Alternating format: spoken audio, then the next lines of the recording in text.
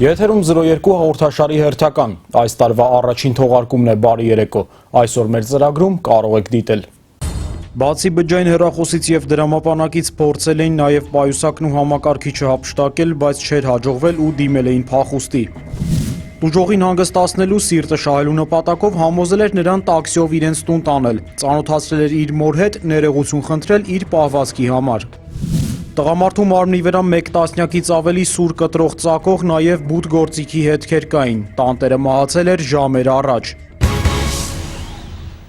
Տոնական օրերն էլ անցան, որ կրկնակի ծանրաբեռնված էին ոստիկանների համար։ Քրեածին իրավիճակը վերահսկելուն և հասարակական կարգը պահպանելուն զուգընթաց նրանք կատարում էին իրենց ամենօրյա աշխատանքը, հանցագործություններ էին բացահայտում։ Դրանցից մեկն էլ հունվարի 3-ին մայրաքաղաքի կենտրոնում տեղի ունեցած կողոպուտն էր։ Հունվարի 9-ին ոստիկանության կենտրոնականի բաժնի և Մարաշի բաժանմունքի քրեական հետախույզների փոխհամագործակցության շնորհիվ բացահայտվեց այս տարվա առաջին կողոպուտը։ Հունվարի 3-ին ոստիկանության կենտրոնական բաժինը դիմել մի քաղաքացի և հայտնել, որ մի խումբ անհայտ անձինք ծեծի են ենթարկել իրեն և հափշտակելով բջջային հեռախոսն ու դրամապանակը դիմել փախուստի։ Կեսգիշերին մոտ տուն գնալիս էր եղել։ Մոտեցած տղաներին նախկինում չէր տեսել և չէր ճանաչում։ Էստեղը դիսոստեղ զարգա։ Ասանք մույշնա ոտ չիքեց փռնեց ինձ ծունգից վրա թրավ փերանս փռնեց ոտքի հանեցին ու քայլեցինք։ Բացի բջջային հեռախոսից և դրամապանակից փորձել էին նաև պայուսակն ու համակարգիչը հափշտակել, բայց չէր հաջողվել ու դիմել էին փախուստի։ Հաղորդումը վերցնելու պես ոստիկաններն անցան գործի և հունվարի 9-ին ոստիկանության Մարաշի բաժանմունքում ստացված տեղեկություններով կողոպուտը կատարելու կասկածանքով կենտրոնականի բաժին բերման ենթարկվեցին Գագիկ Հարությունյանին և Հովակին Պետրոսյանին։ Քննչական գործողությունների արդյունքում զույգը տվեց ինքնախոստովանական բացատրություն։ Դժբախտ որ նոր տարվա ժամանակ բադայեցավ, երբ ես շատ ուրախ եմ, որ այդպես արդեն փռնեցին։ Քննությունը շարունակվում է։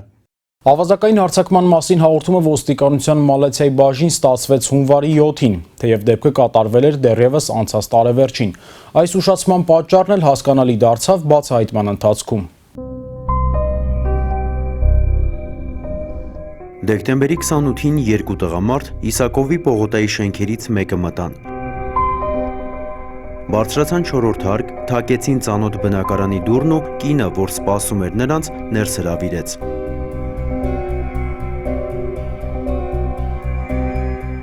Քիչ անց աղմուկի ձայներ լսվեցին, տղամարդկանցից մեկն ինչ-որ բանից վրդոված հեռացավ տնից։ Ավելի ուշ բնակարանից դուրս եկավ նաև մյուս այցելուն, բայց տանտիրուհու հետ, որը մի կերպ էր քայլում։ Իսկ թե ներսում ինչ էր կատարվել, ոստիկանության Մալացիայի բաժնում պարզվեց 10 օրն անց։ Հունվարի 7-ին տանտիրուհին 102 էր զանգել և հայտնել, որ դեկտեմբերի 28-ին իր ծանոթ Արմեն Մուրադյանն ընկերոջ հետ եկել է իր տուն, կպչուն ժապավենով կապել ոտքերը, ձեռքերն ու բերանը, դանակով ազդրերին և ոտքերին վնասվածքներ պատճառելով պահանջել գումար ու ոսկեղեն։ Վերցրել էին վզնոցը, մատանիները, Արմենի ընկերը պահարանում գտել էր դրամապանակը, փողը տվել Արմենին, զարդերը թանկարժեք չէին, վերադարձրել էին։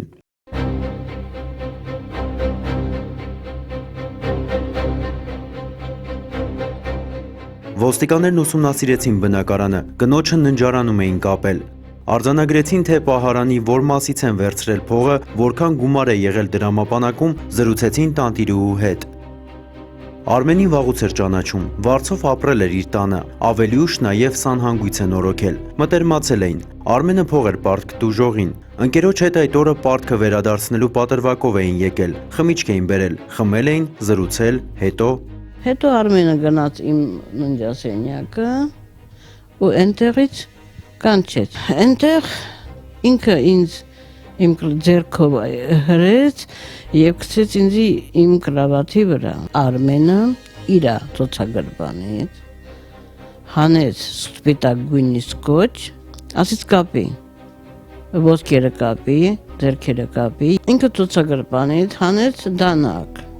Ինձ պետք է ոսկի, ինձ պետք է փող, պետք է տաս։ Ամեն իմ ասելում, որ ես չունեմ, ոչ գումար, ոչ ոսկի, դանակով ստանում էի մի հատ հարված ոտքից։ Ձեռքից մատանիներ կա, ցեպ կար վզից, ցեպս հանեցին ուզիցս։ Դավիթ ասեց Արմեն գնանք, արի իրան սենց կապած թողնենք և մենք գնանք։ Արմենն ասեց ոչ, ես չեմ գալիս, մինչև իրան չսպանեմ, ես չեմ գա։ Դավիթ ասեց դե ուրեմն մի արի, ես գնում եմ։ Ընկերոջ հեռանալուց հետո տուժողին հանգստացնելու, սիրտը շահելու նպատակով Արմենը համոզել էր նրան տաքսիով իրենց տուն Բաղրամյան գյուղ տարել։ Ծանոթացրել էր մոր հետ, ներողություն խնդրել իր պահվածքի համար, եւ երբ կինը հանգստացել էր, առավոտյան Երևան էր բերել, խոստացել, որ մի քանի ժամից գումարը կվերադարձնի, ու այն գնալն էր, որ գնացել էր։ Մոտ 10 օր սպասելուց հետո, տեսնելով, որ Արմենը ոչ փողն է բերում, ոչ էլ զանգերին պատասխանում, կինը ոստիկանություն էր դիմել։ Տուժողին հաջողվեց ծանոթների միջոցով կասկածել Արմեն Մուրադյանի հետ պայմանավորվածություն ձեռք բերել, որ նա գա իր տուն։ Հունվարի 7-ին դարանակալեցինք տուժողի բնակարանում եւ երբ Արմեն Մուրադյանը հայտնվեց, վերջինիս բռնեցինք եւ բերման ենթարկեցինք ոստիկանության մալիցիայի բաժին։ Հետագա միջոցառումներով պարզվեց նաև Արմենի ընկերոջ ինքնությունը, որին հունվարի 8-ին իրավապահները Պտղուն գյուղում հայտնաբերեցին ու բերման ենթարկեցին։ Բաժնում Արմեն Մուրադյանը հավատացնում էր, թե տուժողն ինքն է գումարը տվել եւ ոչ ոք նրան չի կապկպել, դանակով չի սպառնացել կամ վնասել։ Ինչ վերաբերում էր ընկերոջը, ապա ըստ կասկածյալի նա առհասարակ կատարվածի հետ որևէ առնչություն չուներ։ Ոչ ժապավենով եմ կապել, ոչ դանակով եմ խփել։ Ես իմանալով, որ ինքը հիվանդ կնի, ես իմաց կխփեի։ Եղելությունը բոլորովին այլ կերպ ներկայացրեց Մուրադյանի ընկերը, ըստ որի թեև ինքը մասնակցություն չի ունեցել, բայց ամեն ինչ տեսել է։ Ես մտել եմ սենյակ, տենց այդայի ձեռները կապել էր, ասեցի ինչ ես անում, ասի, եկա տղա ես ամուր չես անում, ես դանակը ձեռից վեկալ եմ, այդայի կապերը կդրել եմ, ասի ես էթում եմ, ասի։ Իրականում նրանցից որն է թաքցնում իրողությունը եւ որն անկեղծ կպարզվի քննությամբ։ Փաստի առթիվ քրեական օրենսգրքի 175-րդ հոդվածի 2-րդ մասի հատկանիշներով ավազակություն հարուցվել է քրեական գործ։ Արմեն Մուրադյանը կալանավորված է, քննությունը շարունակվում է։ Արարատի մարզի Նորամարկ գյուղում սպանությունը կատարվել էր անցած տարվա նախավերջին օրը։ Մասիսի քրեական հետախույզները ստիպված էին իրենց օպերատիվ հետախուզական գործողությունները ծավալել տոնական օրերին եւ բացահայտումը սպասել չտվեց։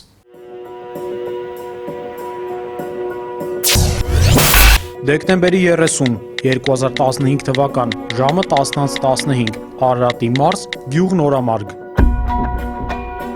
Լույսը բացվելուն պես գյուղացիներից մեկը ամեն օրվա սովորությամբ գնում է համագյուղացի ընկերոջ 1946 թվականին ծնված Վալերի Մուսայելյանի տուն միասին սուրճ խմելու եւ կաթ գնելու։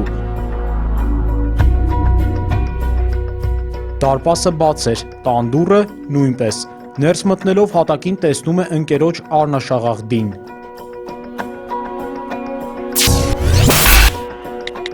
Դեկտեմբերի 30, ժամը 10:30, ահազանգ ոստիկանության Մասիսի բաժին։ Զանգահարողը Նորամարգի գյուղապետն էր, հայտնում էր, որ գյուղի Ազատության փողոցի 10-րդ տանը տղամարդու դիկ կա։ Արդեն րոպեներ անց օպերատիվ խումբը դեպքի վայրում սկսել էր աշխատանքը։ Ոստիկանների աչքից չվրիպեց պարտքատերերի մեծ ցուցակը։ Տղամարդու մարմնի վրա 1 տասնյակից ավելի սուր կտրող ծակող, նաև բութ գործիքի հետքեր կային։ Տանտերը մահացել էր ժամեր առաջ։ Հետաքրքիրն այն էր, որ տան դուռը բացվել էր ներսից եւ հնարավոր էր, որ սպանողը տանտիրոջ ծանոթն էր եղել։ Դեկտեմբերի 30, ժամը 11:50, Ոստիկանության Մասիսի բաժնում հրավիրվեց խորհրդակցություն։ Վալերի Մուսայելյանը գյուղում հայտնի էր որպես պարտքով գումար տվող, նրան շատերն էին պարտք։ Առաջ քաշվեց միանգամից 8 վարկած։ Գյուղը լարված էր, ով կարող էր նման դաժանությամբ սպանել բոլորի կողմից հարգված տարեց մարդուն։ Առաջ քաշված 8 վարկածները զտվելով հասան 2-ի, կասկածյալները նույնպես։ Նրանցից մեկը նորամարգցի էր, որը Մուսայելյանին պարտք էր 2.364.000 դրամ։ Մյուսը գյուղի էլեկտրացանցի տեսուչն էր, որը ոստիկանների ստացած տեղեկություններով հաճախում էր խաղատուն եւ վերջերս մի քանի անգամ մեծ գումարներ էր տանուլ տվել։ Կասկածել էր նաև այն, որ 1986 թվականին ծնված Հովանես Թորգոմյանը, նույն ինքը գյուղի էլցանցի տեսուչը, դեկտեմբերի 30-ից գյուղում չէր։ Սկսեցինք որոնողական աշխատանքները Հովանես Թորգոմյանին հայտնաբերելու ուղղությամբ։ Ձեռնարկված միջոցառումների արդյունքում պարզվեց, որ վերջինս գտնվում է Մարտունի քաղաքում իր քենու տանը։ Սույն թվականի հունվարի 8-ին Հովանես Թորգոմյանը բերման ենթարկվեց ոստիկանության Մասիսի բաժին, որտեղ էլ խոստովանեց, որ սպանությունը կատարել է ինքը։ Կասկածյալը ոստիկաններին մանրամասներ ներկայացրեց։ Իսկապես հաճախում էր խաղատներ։ Այդ օրն էլ բնակիչների էլեկտրաէներգիայի համար վճարած գումարները տանուլ տված էր վերադարձել գյուղ։ Հետո հիշել էր, որ համագյուղացի Վալերի Մուսայելյանը պարտքով գումար է տալիս եւ ըստ իր պատմածի որոշել էր գողություն անել։ Սլեմ փողտուրինց գնամ, բաչում եմ, ու տենց սկսել ենք խփել, քաշքշել է սկզբից էլ հետո խփել, դանակը վերցնել բան, այդ բան ինքն էլա բարձրացա, դանակը ձեռս խփել եմ։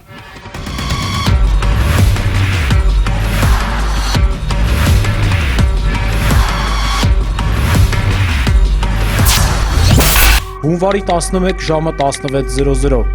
Նորամարգի բնակիչ 1986 թվականին ծնված Հովհաննես Թորգոմյանը կալանավորված է։ Քննությունը շարունակվում է։ Շարունակում ենք թողարկումը։ Ինչպես հայտնի է, ճանապարհային երթևեկության կանոնների խախտումների գծով վարչական իրավախախտումների վերաբերյալ Հայաստանի Հանրապետության օրենսգրքում եւ մի շարք օրենքներում կատարվել են փոփոխություններ, որոնք էլ այժմ կներկայացնենք մանրամասն։ Հունվարի 12-ին ոստիկանության հասարակայնության հետ կապի եւ լրատվության վարչության մամլոյսրահում ճանապարհային ոստիկանության իրավաբանական բաժնի պետ ոստիկանության փոխգնդապետ Արման Չիլինգարյանը հանդիպեց լրագրողների հետ եւ մանրամասն ներկայացրեց 2015 թվականի դեկտեմբերի 21-ին Հայաստանի Հանրապետության ազգային ժողովի կողմից ընդունված վարչական իրավախախտումների վերաբերյալ Հայաստանի Հանրապետության օրենսգրքում եւ մի շարք այլ օրենքներում կատարված փոփոխությունները։ Եվ այսպես, ավելացվել է մեքենան ոչ ստապ վիճակում եւ փոխարինված կամ կեղծ համառանիշերով մեքենա վարելու համար նախատեսված վարչական իրավախախտումների տուգանքները։ Ոչ ստապ վիճակում վարելու համար նախատեսված նախկին 100,000 դրամ տուգանքի փոխարեն 150,000 դրամ։ Փոխանցված կամ կեղծ համառանիշերով մեքենա վարելու համար նախկինում նախատեսված 100,000 դրամի փոխարեն հաջորդաբար 200, 400 եւ 600 հազարական դրամ։ Մարտի 1-ից քրեական պատասխանատվության կենթարկվեն մեքենա վարելու իրավունքից այն վարորդները, որոնք կհայտնաբերվեն մեքենայի ղեկին։ Դատարանի որոշմամբ նախկին 200,000 դրամի փոխարեն պատասխանատվության կենթարկվեն 300,000 դրամի չափով։ Նույն զանցանքը ոչ ստապ վիճակում կատարելու համար կրկին դատարանի որոշմամբ կենթարկվեն պատասխանատվության 300-ից 500,000 դրամի չափով կամ կենթարկվեն ազատազրկման 6 ամսից 1 տարի ժամկետով։ Ճանապարհատրանսպորտային կանոնները խախտելու համար նախատեսված 500,000 դրամ եւ ավելի չվճարված տուգանքներ եւ բավարար անձնական գույք չունեցող վարորդը կզրկվի մեքենա վարելու իրավունքից։ Նվազեցվել է մեքենայի թաղանթապատ դիմապակու համար նախատեսված տուգանքի չափը, նախկին 50,000-ից դառնալով 30,000 դրամ։ Իդեպ, էական չէ թե քանի տոկոս է թաղանթի մքեցվածությունը, բայց եթե վարորդը տեղում միջոցներ կձեռնարկի թերությունը վերացնելու ուղղությամբ, օրինակ կվնասի թաղանթը կամ պոկի, կազատվի վարչական պատասխանատվությունից։ Նույնը վերաբերում է նաև այն խախտումներին, որոնք հնարավոր կլինի վերացնել տեղում կամ 24 ժամվա ընթացքում։ Օրինակ, եթե մեքենա վարելիս վարորդական վկայականը վարորդի մոտ չէ, բայց վկայական ունի, ճանապարհային ոստիկանը պարտավոր է վարչական իրավախախտման մասին արձանագրություն կազմել։ Սակայն եթե 24 ժամվա ընթացքում վարորդը ներկայացնում է վարորդական վկայականը, ապա վարչական իրավախախտման մասին արձանագրությունը չեղյալ է համարվում։ Կկիրառվի նախազգուշացում այն դեպքերում, երբ արարքը կհամարվի նվազ նշանակություն ներկայացնող։ Օրինակ, եթե մեքենայի մեկ անիվը հոծ գծի վրա է կամ հատում է այն, դա կհամարվի նվազ նշանակություն ներկայացնող, բայց եթե բոլոր 4 անիվները անցնում են հոծգիծը, կհամարվի խախտում։ Մինչև 1 րոպե բացառապես ուղևորների նստել իջնելու համար կայանած մեքենաների վարորդները, որոնք խոչընդոտ չեն առաջացնի երթևեկության համար, չեն տուգանվի։ Հայաստանի Հանրապետությունում չգրանցված համառանիշերով մեքենաների վարորդները տեսանկարահանող սարքերով հայտնաբերված խախտումների մասին կտեղեկացվեն սահմանակետում։ 2 ամսվա ընթացքում վարչական ակտերը չմուծելու դեպքում 1 տարի ժամկետով կարգելվի նրանց մուտքը Հայաստան։ Ճանապարհային ոստիկանությունը եւս մեկ անգամ զգուշացնում է. եղեք ուշադիր եւ մի խախտեք ճանապարհային երթևեկության կանոնները։ Անցած տարեվերջին տեղի ունեցած մի շարք միջոցառումներ պարզապես չհասցրին լուսաբանել նախատոնական օրերի խիստ օրակարգի պատճառով։ Դրանցից մեկն էլ ավելի ճիշտ միանգամից 3-ը ոստիկանության կրթահամալիրում էր։ Դեկտեմբերի 25-ին Հայաստանի Հանրապետության ոստիկանության կրթահամալիրում տեղի ունեցավ կրթահամալիրի ակադեմիայի մագիստրատուրայի հեռակա ուսուցման 2015-2016 ուսումնական տարվա շրջանավարտների դիպլոմների հանձնման հանդիսավոր արարողությունը։ Ներկային ոստիկանության պետի տեղակալ ոստիկանության գեներալ-մայոր Գագիկ Համբարձումյանը, կրթահամալիրի ղեկավարությունը, ամբիոնների պետերը։ Շնորհավորելով շրջանավարտներին Գագիկ Համբարձումյանը կարևորեց կրթահամալիրի դասախոսական կազմի աշխատանքը եւ հույս հայտնեց, որ մագիստրոսները չեն բավարարվի ստացած գիտելիքներով ու կձգտեն առավելագույնին, ապա հանձնվեցին դիպլոմները։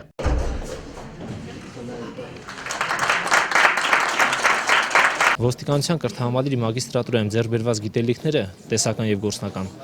օգտագործվեն պրակտիկ աշխատանքում հանցավորության դեմ պայքարի առավել արդյունավետ կազմակերպմանը, ինչպես նաև իրավակարգի ամրապնդմանը։ Ես արդեն տիրապետում եմ բոլոր այն իրավական ակտերին, օրենքներին եւ այլն, որոնք ինձ անհրաժեշտ են իմ աշխատանքը լավագույնս կատարելու համար, ինչպես նաև ինձ տվեց լավ ընկերներ եւ լրացուցիչ փորձ։ Կրթահամալիրի ուսումնական կենտրոնում նախնական մասնագիտական կրթություն ստացող սովորողներն են, պատրաստվում են, մի քանի րոպե ևս ու երթման հանդիսավոր արարողությունը կսկսվի։ Ողջույն։ Ողջույն, պարոն գեներալ լեյտենանտ։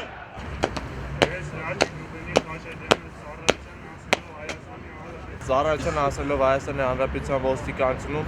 երթվում են։ Արարողությունն ավարտվեց սովորողների հանդիսավոր քայլերթով։ Դասընթացի ավարտից հետո նրանք որակավորում կստանան ու ծառայության կանցնեն ոստիկանության տարբեր ստորաբաժանումներում։ Օրը խորհրդանշական է ոչ միայն նրանց, այլև ծնողների համար։ Աղջիկս այսօր ընդունեց երթումը եւ անցնում է ծառայության ոստիկանության համակարգում։ Ուզում եմ ցանկանալ մեր երեխաներին բարի ծառայություն, անփորձանք ծառայություն մեր Հայաստանի Հանրապետության ոստիկանության համակարգում։ Ոստիկանության կրթահամալիրում միջոցառումներն այսքանով չավարտվեցին։ Ակադեմիայի սովորողները բեմականացրել էին Օ. Հենրի Մոգերի ինձաները պատմվածքը։